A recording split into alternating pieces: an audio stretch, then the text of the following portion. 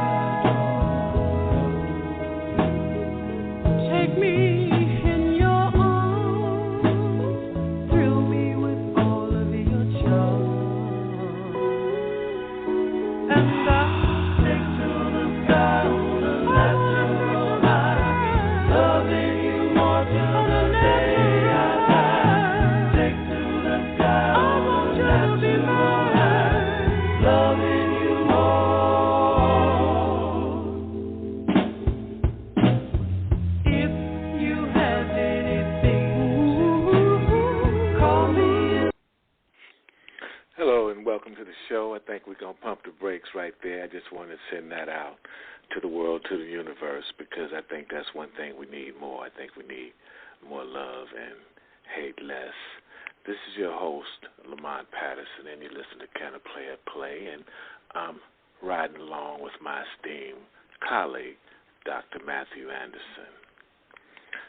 Sit back and enjoy the show. Matthew, welcome. How you doing today? Yes, sir. I'm doing good over here in South Florida, where we are waiting the end of the world.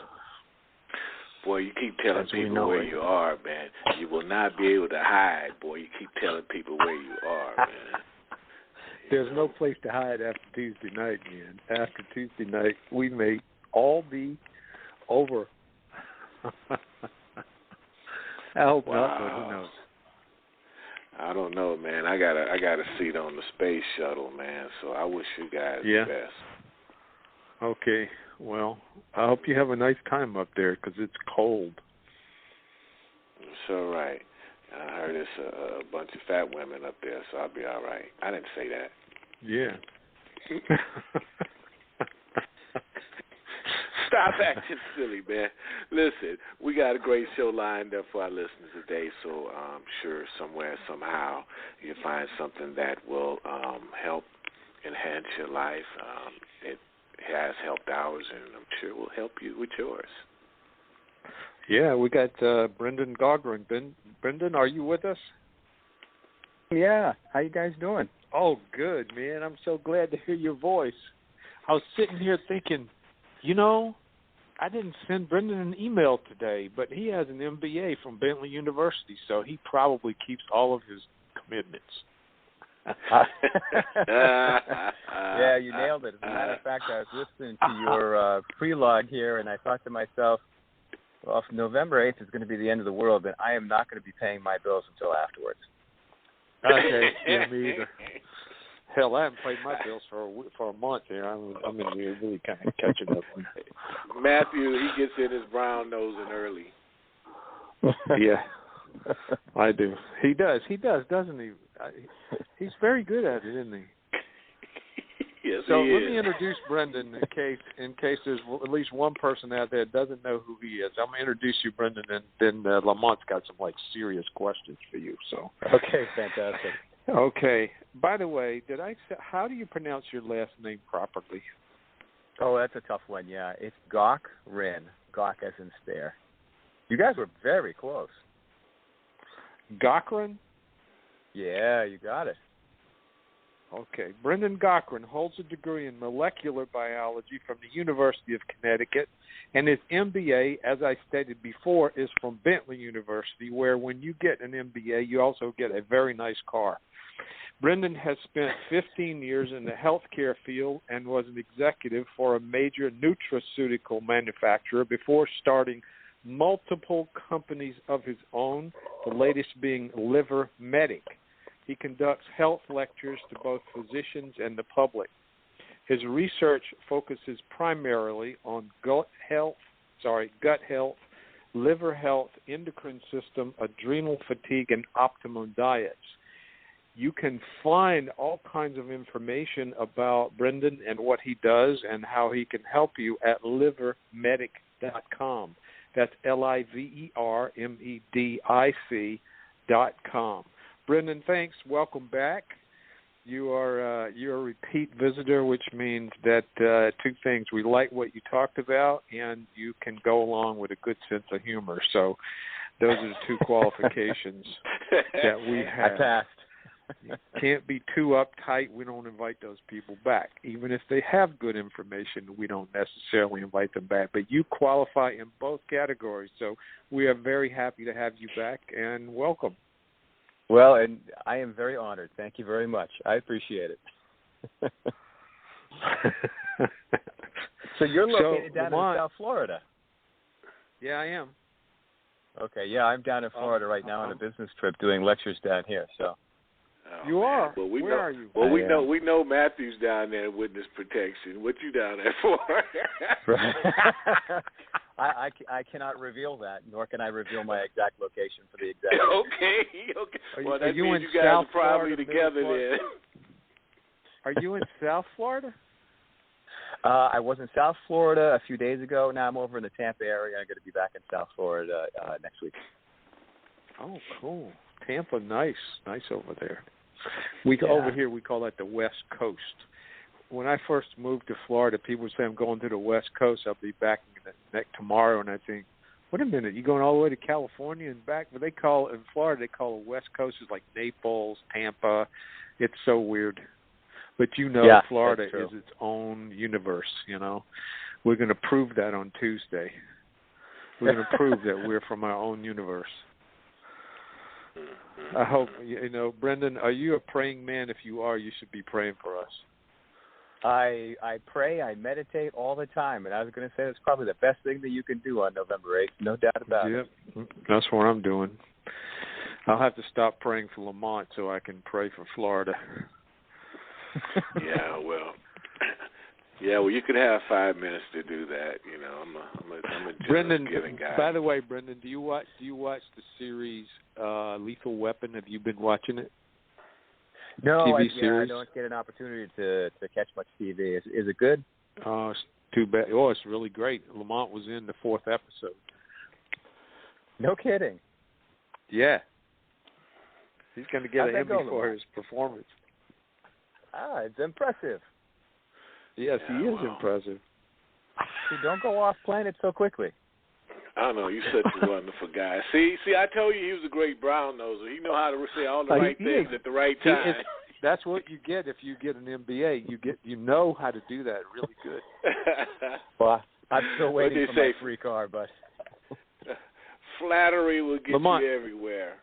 Yes, sir. Lamont, now listen, I know you got some serious questions for Brendan, so before I just get completely out of control here, I think you should ask him a couple of questions. All right. Well, I'm going to start from the backwards end and come forward then. Brendan, sir, this one I'm going to take the liberty and put everybody in the United States in this category. So my question is, once you're in an unhealthy state, what can we do? Because I feel like everybody pretty much in the United States is in somewhat of an unhealthy state. Yeah, absolutely. And they're in denial. Yeah. Let me put that one out right, there. Yeah. And they're in denial. Yeah, absolutely. Okay, so I'm thinking of like my top 5 things that I would recommend to people. Number 1 would probably be drink water with lemon in it in the morning first thing. Tighten your window at which you end up eating. Most people eat, 12 hours a day. I would tighten that up to about 8. So, 10 perhaps. Do it in stages. Okay. For most you mean? Wait, I'm sorry. There, wait. I'm sorry. I hate to interrupt you, but when you say tighten the window to 8 hours, you mean eat your 3 meals within the span of 8 hours? Correct. Exactly. Okay. Yeah. Right, so cool. and some of the reasons, and I'll go through this real quick. The reason for that is most individuals out there have a gut issue. They have openings within their gut, and if you continuously put food through there, I mean, it's just like any skin layer. The less irritation, the quicker it'll end up healing. So that's sort of the reasoning behind that. Cool. I would dump the sugars and carbs, but especially the sugars, and absolutely get rid of artificial sugars and start to focus on what I would refer to as a ketogenic diet. So that's a fat-burning diet. And in that, let's see, what were some of the other recommendations? To only focus on healthy fats. So we're talking about olive oil, coconut oil, red palm oil, avocado oil, butter, but the butter has to be coming from a healthy animal. Those are the types of things that I would probably do right away. What would be the purpose? Yeah. What would be the purpose of lemon in the water? So lemon does a couple of different things. I mean, on a simplistic standpoint, yes, it will turn the water alkaline the way it gets digested, even though it's right. a citric acid. But there are specific phytochemicals within the lemon itself that once they get picked up by the system, actually sends a signal to the liver to drop the bile that contains all those toxins from the night before out of the liver and into the gallbladder, flushes the gallbladder, goes into the small intestine, and feeds the good bacteria. So you do a number of things just by adding lemon. Wow. How much lemon should I put in? You don't really need to use a whole lot. So what I typically tell people is, go ahead, buy an organic lemon, splice it up into about 8 different slices, stick it in the freezer, and then I'll grate it into my water. And the reason I do that is those phytonutrients are 10 times more concentrated in the skin than in the lemon juice. So you certainly don't want to be throwing the skin away. And it doesn't take, you don't need a whole lot of this stuff. There are some individuals that I work with who are so sensitive that they cannot ingest lemon water, okay? So for those individuals, they can simply smell it.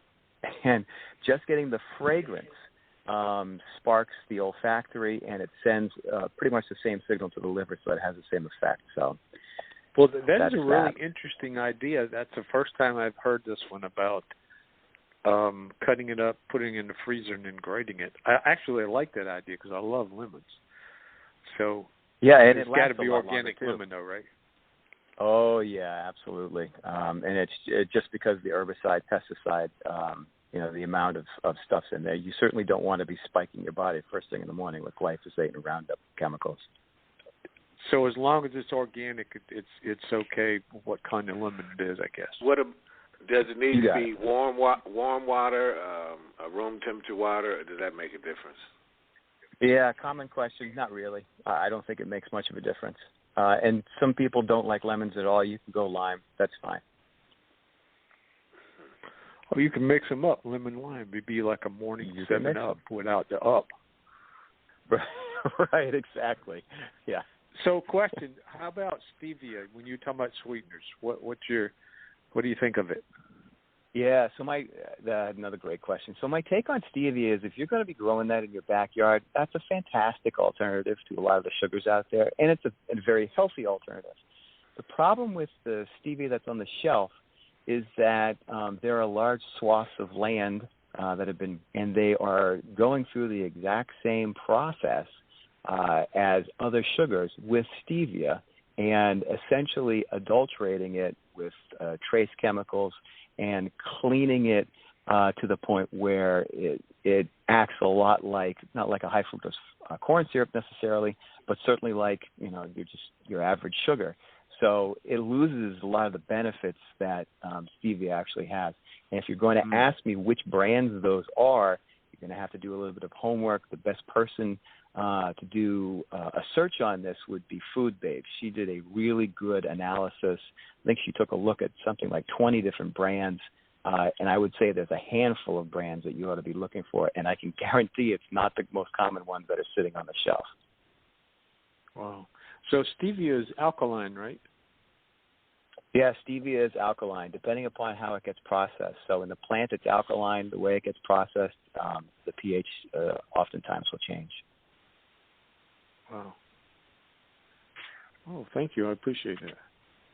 Yeah, no, and you know what? The same thing with a lot of those oils out there. People are picking up vegetable oils, and I suppose that they figure that these oils are safe for them. A lot of them are unsaturated or monounsaturated, and they get heat shocked, and pressurized for extended periods of time above, in some cases, 400 degrees, and that completely changes the biochemistry of those things.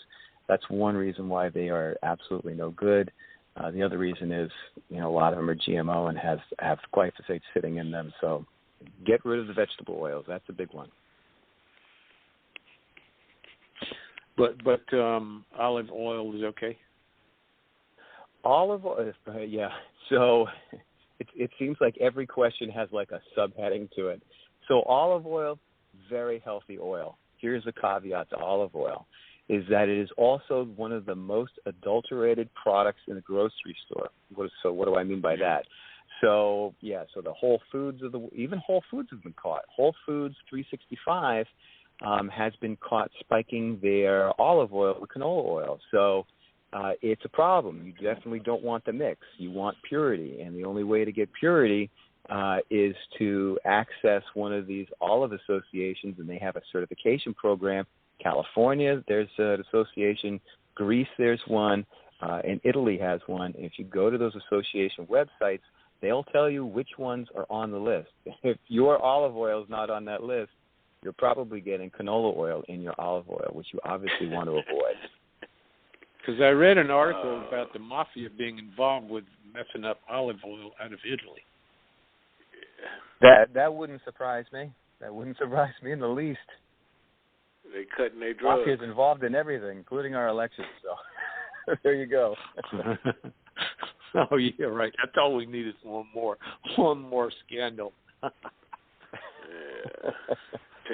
Taking a gallon of olive oil and turn it into 10. Yeah, exactly. So, going on this conversation about other things that you would do, one of the things that doctors recommend quite often, I'm talking about conventional docs, when you go in and you see them and, they have the blood panel looks terrible and, you have other issues, and they immediately say, go on a diet.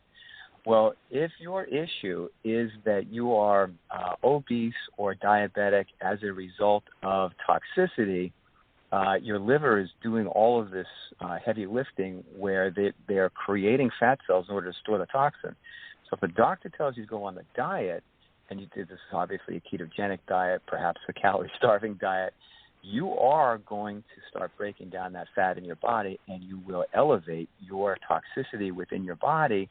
And commonly, people come to me all the time, and they say, well, I went on this diet, I lost weight, but I feel lightheaded. Sometimes I get headaches. Occasionally, I have a little bit more joint pain. I don't feel that good. My energy is low where I think it should be up. That's all signs of toxicity. They don't all need to be there, but even if a few of them are there, you can pretty much guarantee that's what's taking place. So never go on a diet without either doing a detox, like a liver detox regimen. You can do that food-based, or you can do that supplement-based. So that's a really important one for those out there who are trying to kickstart that health program. Oh, and let me say right here, for those that just joined us, the call-in number is 646-929-2870. If you have a question or would like to join the conversation, please dial that number and press number 1 on your phone. Let us know that you're there.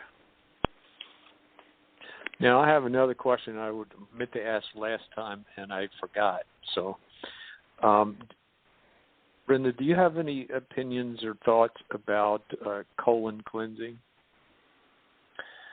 Yeah. I mean, I don't have necessarily a regimen for it, but I do believe in it.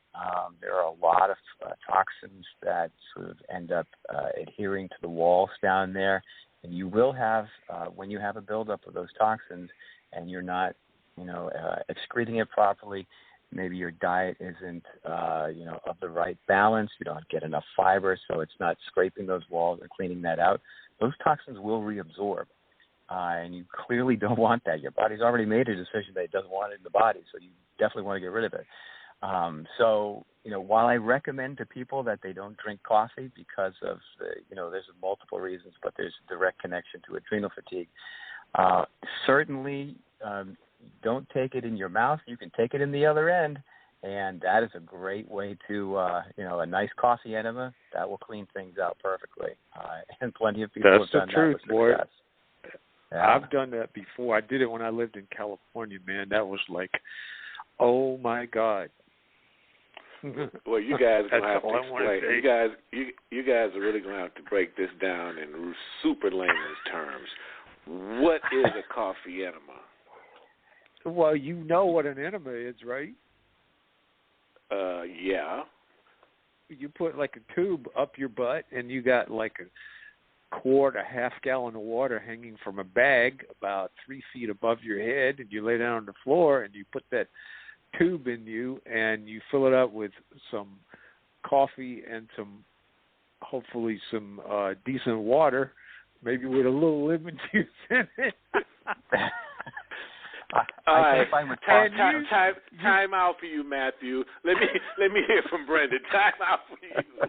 I think Brendan's going to tell me I did pretty good so far, right? Yeah, that's a perfect description. I was just going to say, I usually take it black. I would not recommend anything else in there. No cream, no sugar. No stevia either, right? No stevia, no. Not up the tailpipe. And that is a great way of cleaning you out. All joking aside. Wow. That's right. I'm telling you, you got to do it more than once, though, Lamont. And this cleans out your whole intestinal tract? No, it takes care of just the lower, the colon, where a lot of the sort of the caked on debris and toxins end up adhering to the wall. So it's definitely a problem area. You should get yourself an appointment. Monday morning, give them a call. See if they have an opening. No pun intended. You call up a place that's got colonics. They got this thing that they got the tubes and all the power stuff, and they shoot that stuff out to you like crazy. I did it when I was in. Wait a minute, where was I? I was in Hawaii when I did that. Oh my God, I must have done a coffee enema once a day for like 7 days in a row. Wow. I was clean. So clean after that. Yeah, you was full of shit for real.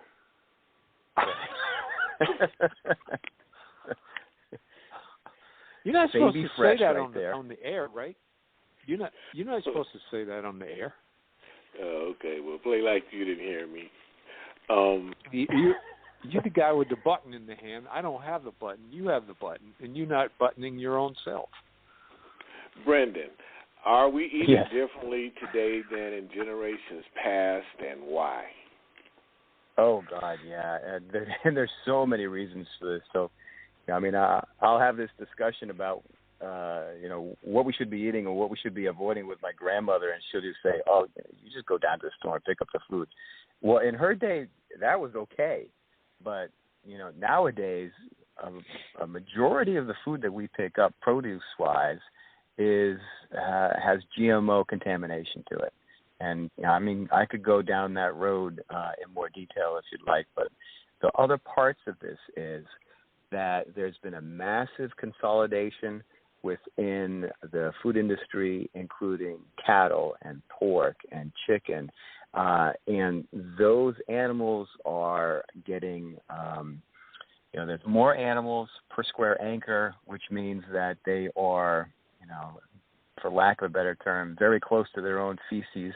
And so they are pumping them full of antibiotics to make sure that they're not sick before they end up going to slaughter. They're also giving them all kinds of steroids to maximize output.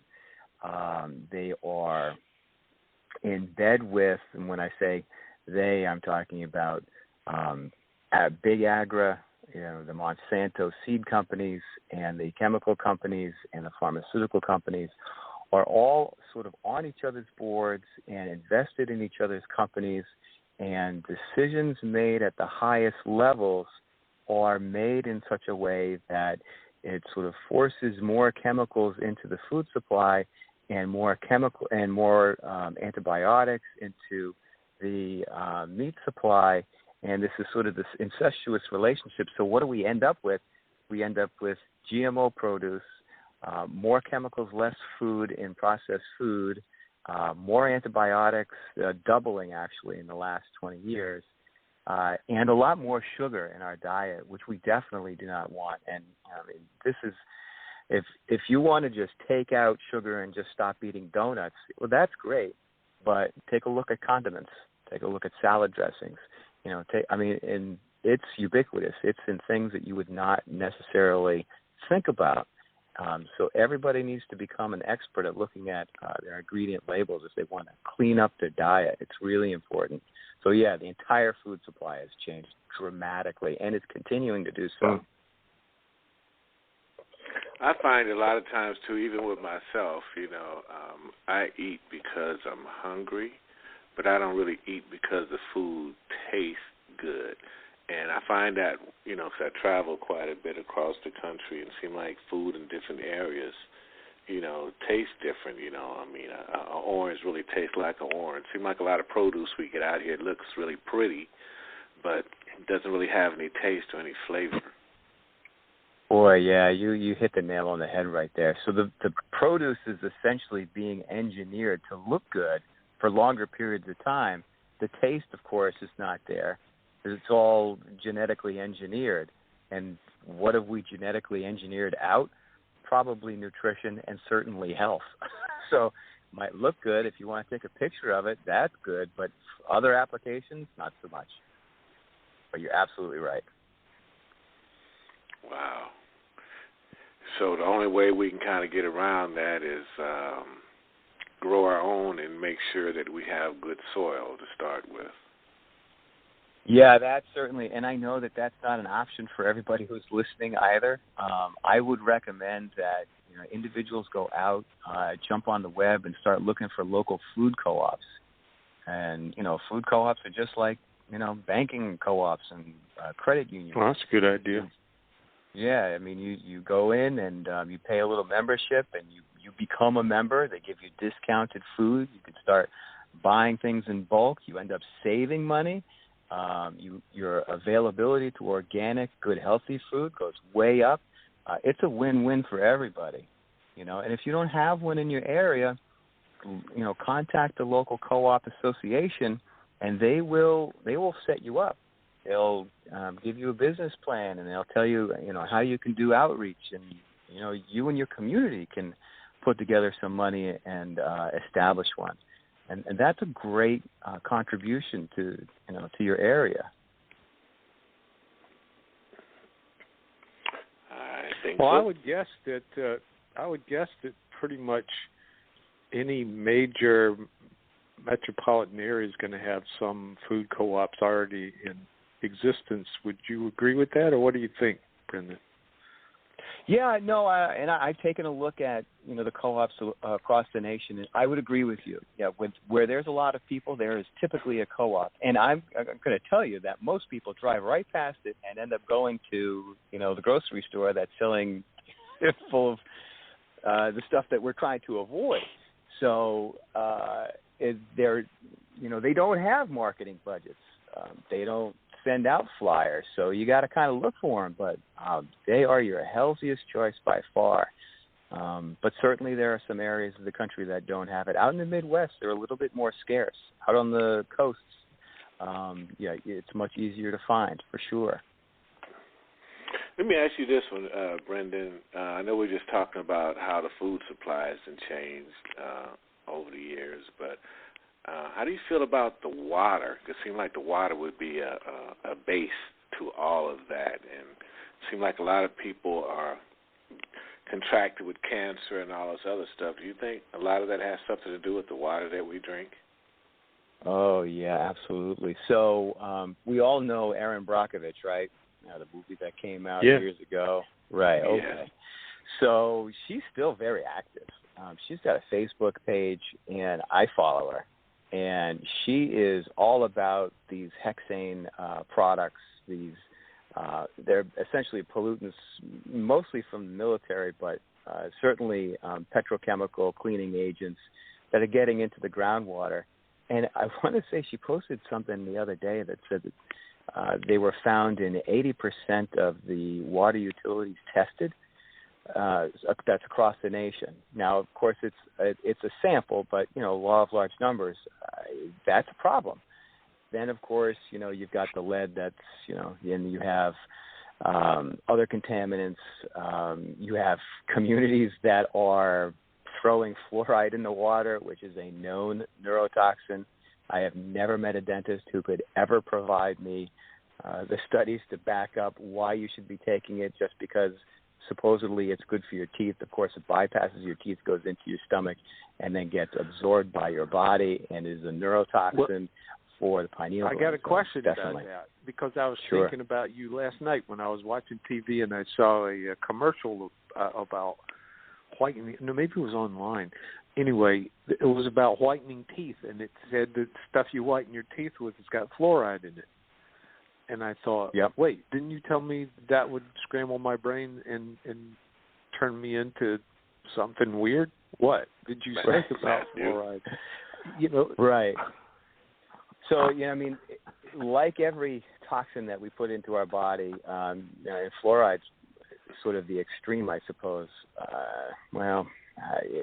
There's a whole category of toxins that I would avoid. Endocrine disrupting chemicals, definitely. Fluoride, for certain. We know that it bypasses the blood-brain barrier. We know that it has affinity for certain glands up there. That, of course, calcifies those things, reduces their hormone output, their overall neuroactivity. So fluoride is definitely one of those things that we want to avoid. Now, the issue with fluoride is, people will go ahead and put it in their water, and it's not like, it's not like they pass out in their living room or anything, or all of a sudden, little Billy, who got a fluoride treatment just the other day, ends up, not being able to breathe in the morning. It's a slow process.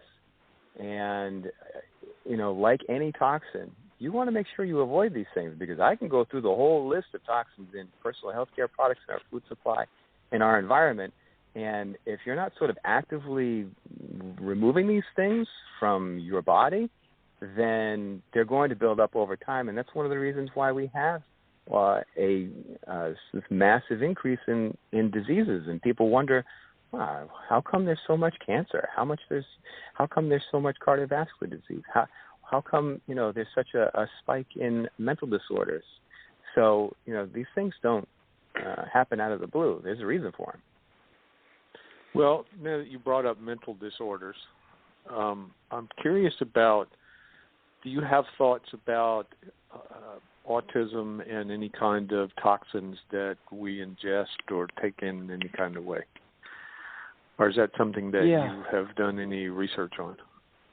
Well, yeah. I have 2 children, so I've certainly looked at this with sort of a critical eye, and it's a very controversial topic.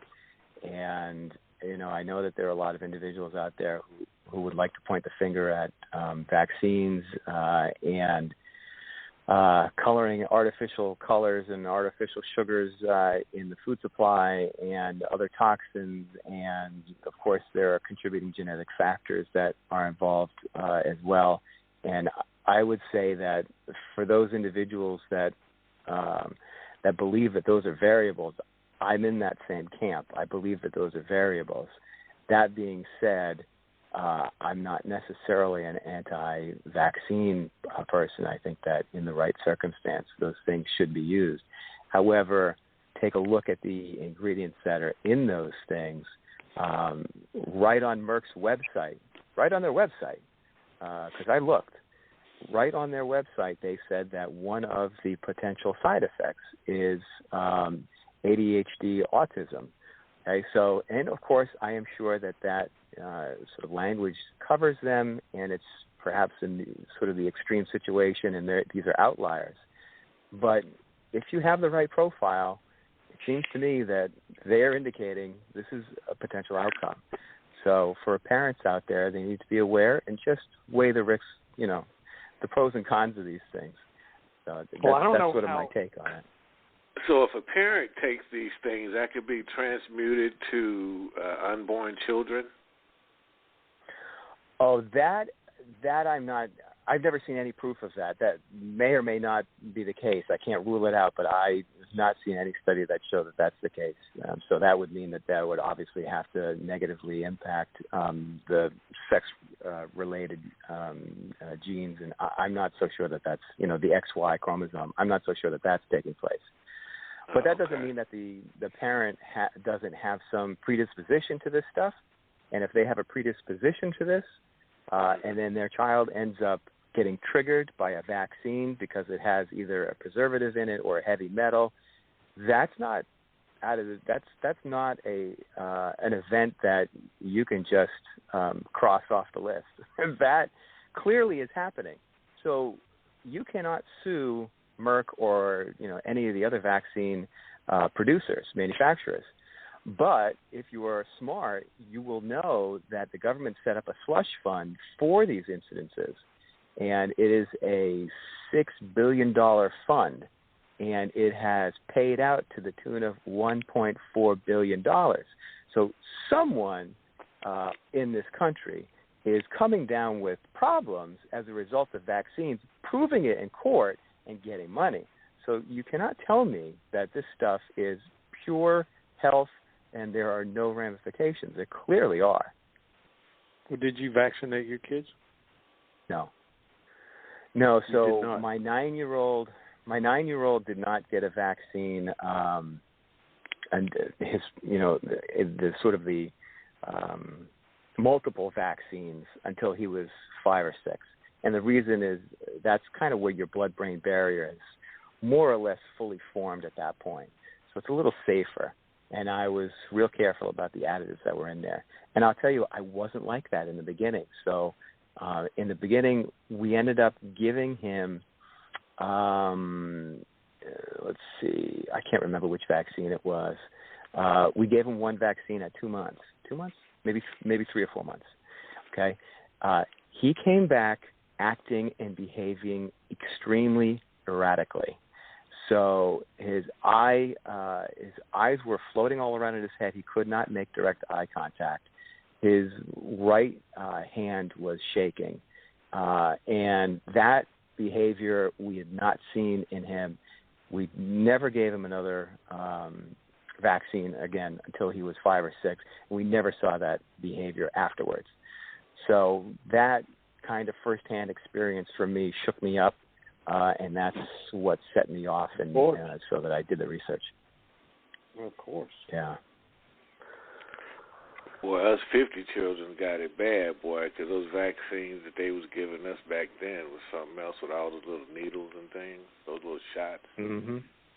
Yeah. We got everything. Yeah, and as a matter of fact, we see a lot of people from Iraq and Afghanistan. They end up calling us quite a bit and telling us essentially symptoms of somebody who would have extreme toxicity. And they're getting all kinds of vaccines. They can't say no to this stuff. A lot of times they don't even know what they're getting on top of the pollution and whatever else is out there, So that's a problem. Yeah, Uncle Sam said you guys need these shots, and you don't have the option to say, no, I don't, because you don't know what's in them. You're absolutely correct about that. Yeah. It's a tough way. It's a tough way. The things that we do to our soldiers, in addition to sending them off to foreign lands to fight wars, but.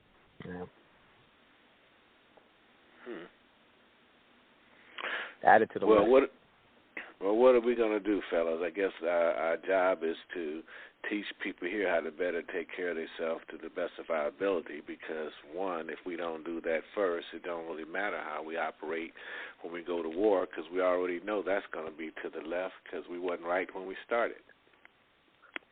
Well, I have a question for Brendan about this that's related to this, and I know you've kind of given somewhat of an answer when you're talking about food co-ops, but it would seem to me that the current circumstances in this country with food is such that if you really wanted to have a clean, healthy food source, what you're eating, you're going to have to spend a lot of money. Right. Yeah. And that's so unfortunate. So I think the direction that the country is going is that if you are a wealthy individual, you get to live a decent life and one that's worth living. If you don't have the money, you are going to live a short life. It's going to be not very pleasant because you're going to end up with diseases and problems that others don't have. This is sort of the classic two-tier society. We are a capitalist system, and this is the eventual output of a pure capitalist system. So it's not humane, and it's not spiritual. And, we've forgotten our roots, and we've forgotten to care about one another. And that's why you guys are on the radio, and that's why I do my part. And why we have to educate people so they can be their own advocates and get out there and be, active in their communities and call out Monsanto and get these GMOs out and, remove the fluoride from drinking water. But you're right. I mean, unless you're growing this stuff in your backyard, it's going to be pretty expensive. Food co-ops is an answer. Growing this stuff on your own is an answer. But aside from that, we don't have too many good alternatives anymore. It's not like Europe. Europe doesn't have a lot of these problems. What about personal water for personal water purification in your home? Yeah, absolutely. I think, unless you're testing your water, you don't know what you're getting. And you certainly cannot trust the utility because, according to Erin Brockovich, they're either doctoring the reports or simply ignoring the EPA rules. So, I think everybody ought to have a good RO system, a reverse osmosis system in their house. Without a doubt, I think that's pretty wise. So what do you recommend about that? If I said to you, okay, I want to fix my water tomorrow, what do I go and get? So, great question. So, for those individuals with some means, it's a great thing to make sure that all of the water in your house is clean. And so for that, you would get a sort of a more advanced RO system, probably costs a good $2,000 or $3,000. Most people are not going to spend that kind of money. What I would recommend instead for those individuals would probably in the neighborhood of maybe $250 to $450, maybe $500 on the high end, is a reverse osmosis system that will fit right underneath your kitchen sink. And those systems you can pick up over at a Home Depot. And all you have to do is just change out the filter once every 2 or 3 months or whatever based on usage, and you've got a nice, clean, source of water that you can drink and cook with. You might not be showering with it, but at least it's not going down your throat. So that's important. Okay. So reverse osmosis is the way to go about that. Yeah, that picks up a lot of the contaminants. I can't just go out and buy myself one of those Brita things. Brita's not really. Hope Brita's not floating any advertising your way because I'm probably not going to help the cause. Brita is not a very good filtering system at all. You'd have to. If you had E. coli in there and you had a brand new Brita filter, maybe it would catch some of that.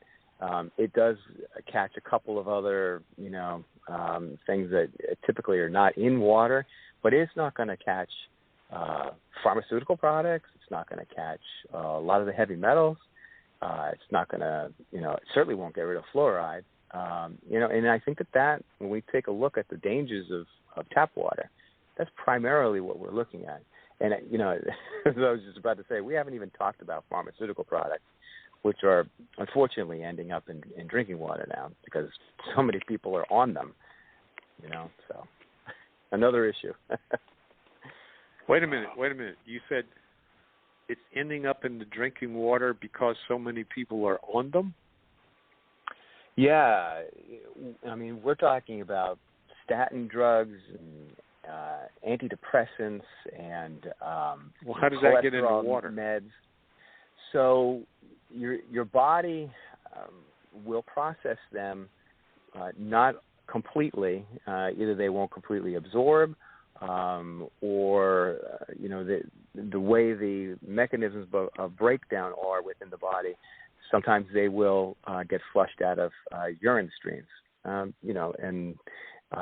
they won't be defecated. It'll be urine streams mainly. And there have been studies where they take a look at bodies of water, either at waste treatment plants or even lakes and streams. And they will find trace amounts of popular pharmaceutical drugs in the water. And clearly it's coming from, it's passing through humans and going, into those areas. And of course, if we end up using that water, recycling it, there's a good chance that we're going to get some of that in our body. Now, is it something that ought to keep you up tonight? Not really. I mean, I don't think that all of a sudden, you're going to have it come down with a cardiac complication because somebody put Lipitor in their in the urine stream down the street. But it's a concern. It's just one more thing that we kind of have to be aware of, Now, I saw in the bio you sent us that you make presentations to physicians groups as well as the general public, and I was curious about what kind of things you talk to physicians about, and what is it that you might be telling them that they have difficulty accepting? That last part will be a very long conversation. So the physicians that typically attend the lectures are individuals who are progressive. I'm not talking to conventional docs. They're off going to Hawaii on their junkets and listening to pharmaceutical reps. The individuals that I'm talking to are integrative, functional, naturopaths. Sometimes we end up getting chiropractors. So those individuals, obviously I don't have to describe in great detail a lot of the science behind things, but the connection between leaky gut, inflammation, fatty liver, diabetes, and sometimes obesity, and then back to adrenal fatigue, that whole pathology, I would say a good portion of them don't completely understand it.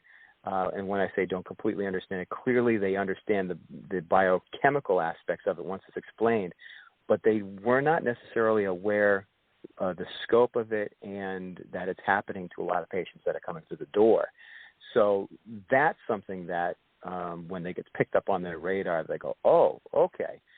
The other thing that I would say probably 60% of the physicians are unaware of, and is a big part of the lecture, is the MTHFR gene mutation. And if you haven't heard of this before, years ago we used to think that this affected about 3 to 5% of the population. Well, we had that wrong. The calculation was off. It affects 30 to 40% of the population, and 3 to 5% are 100% impacted, cannot methylate. So what is this MTHFR thing?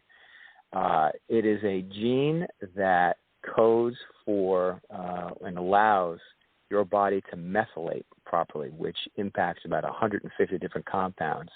And what do those compounds do, or what are they involved in? They're involved in brain health, cardiac health. They're involved in detoxifying the body and breaking DNA repair. Okay, so these things are not trivial matters.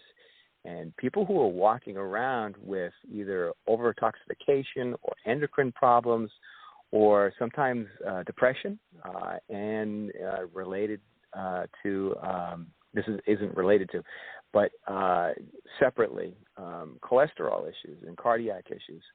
Those things could be coming back to this mutation in this MTHFR gene. And I'm saying if 30 to 40% of people are walking around with this thing and don't know it, and the doctors don't know it, won't test for it, it is not going to get picked up.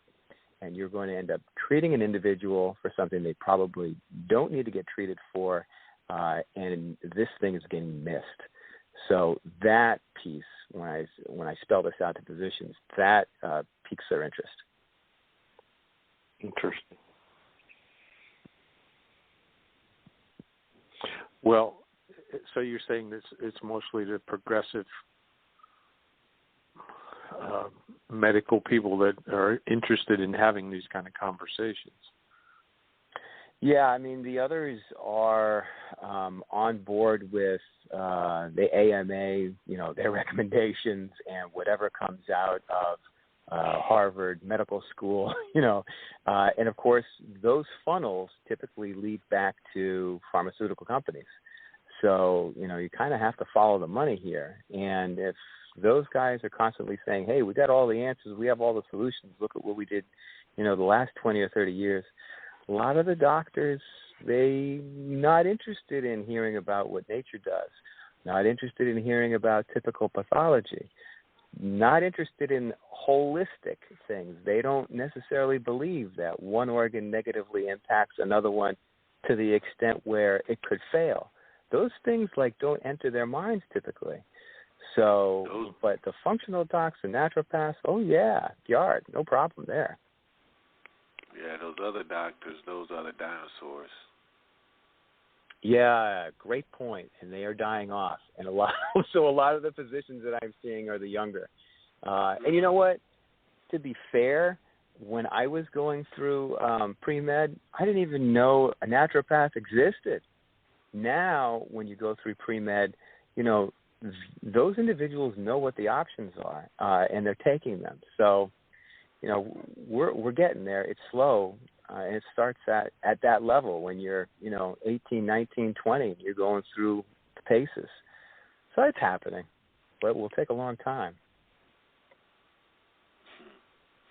For most of us, we have to do our education on our own.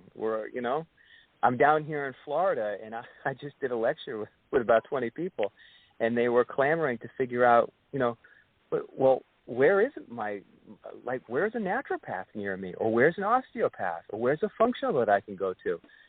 I honestly, they're not around here much, look online and find a few, but they're scattered and they're not always in certain locations. Out in the Midwest, they're not existent at all. Again, they're mostly on the coast. There's a high percentage of them out in California and Arizona. Mm-hmm. That's true. There's quite a few of them. Up in certain quadrants of the Northeast. But aside from that, it's mostly conventional docs. So it's unfortunate. And why you think that is because the general public has been hypnotized over years to think that's the only way, and stay away from unconventional practitioners because they're witch doctors. Yeah, I think that has a lot to do with it. Yeah, I mean, the stuff that I'm talking about, this is ancient knowledge. These are things that have been passed down from cultures that have existed for 2,000-3,000 years. Well, with all of the advances of science in the last 100 years, and you expect me to really go back to 2,000-3,000 years? I mean, this is the kind of the ethos that takes place in people's minds, and they do see the advances in antibiotics, and the mortality rates have decreased. And we cured polio, and we cure all these other things. And it wasn't the shaman, it wasn't the Indians, it wasn't. Yeah, that's true. I'm not saying throw the baby out with the bathwater here. There are some fantastic things that modern day science has been able to do, but it can't solve everything. And if you take a look at the U.S., we are a sick country. So clearly, not integrating Western and Eastern medicine together, one as a proactive prophylactic and one as sort of an emergency approach. Like, we're really good at emergency approaches here. We're terrible at prevention. So combine the two. Doesn't that make sense? Mm-hmm. You know? Sure does. Seems to. Well, you hit on a key point there, too. It makes a lot more sense than it does profit. Oh, yeah, absolutely. Boy, that's yeah, you're absolutely you just dropped a dime of truth on everybody right there. So if a pharmaceutical company can come out with a product and have no competition for 20 years and jack the price up to $400 per script and bill it out to an insurance company, or if I come up with something that you can grow in your backyard, who do you think is going to end up getting on the front page of, Dr. Monthly? It's definitely not going to be me. So pharmaceutical industry has a lot to lose. That is a $1 trillion industry, and they're not going away. And they've been beating up on the supplement industry for a long period of time.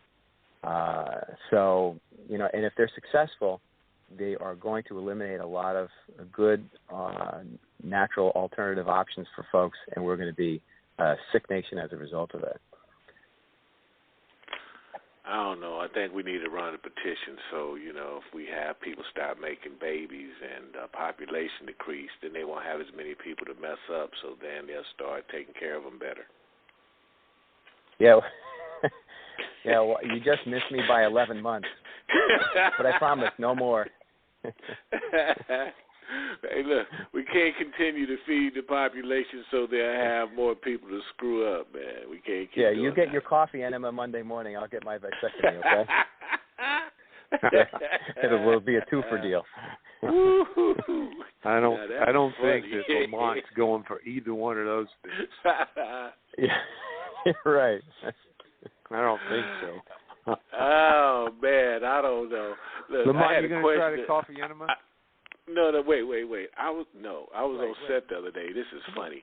And I was trying to figure out why is a lot of makeup artists on set, hair and makeup artists, are gay. I was just trying to figure that out. And this one particular guy was playing in my hair for like 10 minutes, and then at the end of it, he figured out it wasn't nothing to do to it. So I don't know what that had to do with anything anyway. It's a thought-provoking question. You're not taking your medication. I know. Dr. Brendan, you stopped it. But you need to go back on it because you're not making any sense now. We might want to check. We might want to check the water he's drinking. That is definitely not. Yeah, I think bet it's it the is water, some weird fellas. water. I think California it's the water. Water's like weird. Yeah, I think it's the water. I'm gonna have to get me a better water filter. Could be They're air trying to pollution. legalize the water filters here. They're trying to legalize you're on the water filters You're on the Brita here. filter. Change that thing out.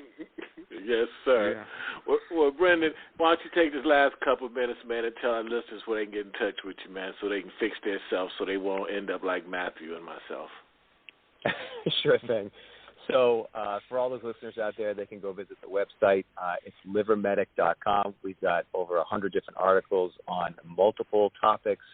We don't just talk about the liver. We talk about lots of different health topics. And I also do free consultations. So they can give a call to the toll-free number, 800-387-2278. And I do that on a pretty regular basis. And we solve some issues for folks, and that's where I get my thrills. So it's good stuff. Brendan, thank you for coming back. It was great having you. Oh, it was a pleasure. Thanks, guys. I really enjoy doing your program. You guys are fun. Oh, great. We enjoyed having you, too. And I just want to let all our listeners know to join the show lately. The show will be available immediately on our website, which is worldmoving.com, blogtalkradio.com/player. And if you got iTunes, of course, and Breaker, it's available on all those podcasts, so you can't say you didn't hear it. You can't say you didn't miss something. And maybe, contact us. We got a question for you, And I forgot to ask Monty what kind of prizes we're going to give out. But check our website and you can pick up that information. And thanks for joining us. And we'll be back next week, same time, 2:30 PST, and I think that's 5:30 Eastern Standard Time. You got that. Got that right. I get things right every now and then, Matthew. Thanks a lot, Brendan. Blessings to you guys. Blessings to you as well.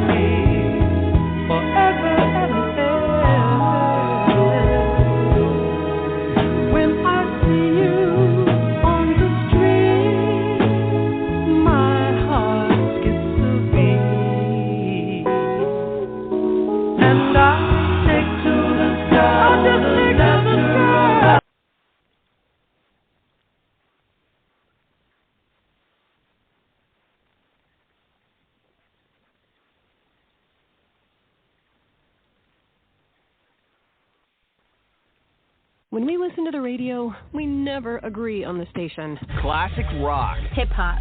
Pop. Guys, quiet. The one thing we do agree on, we all want an awesome free phone. That's why we switched to Metro PCS. Stop by Metro PCS with the whole family and get 4 free phones of your choice from brands you love, like Samsung, Motorola, and LG when you switch. Metro PCS. Wireless figured out. Coverage not available in some areas. Sales tax not included in phone price. Free phone requires port. Excludes numbers on the T-Mobile network. See store for details and terms and conditions. When we listen to the radio, we never agree on the station. Classic rock. Hip-hop. Pop. Guys, quiet. The one thing we do agree on, we all want an awesome free phone. That's why we switched to Metro PCS. Stop by Metro PCS with the whole family and get 4 free phones of your choice from brands you love, like Samsung, Motorola, and LG when you switch. Metro PCS. Wireless figured out. Coverage not available in some areas. Sales tax not included in phone price. Free phone requires port. Excludes numbers on the T-Mobile network. See store for details and terms and conditions.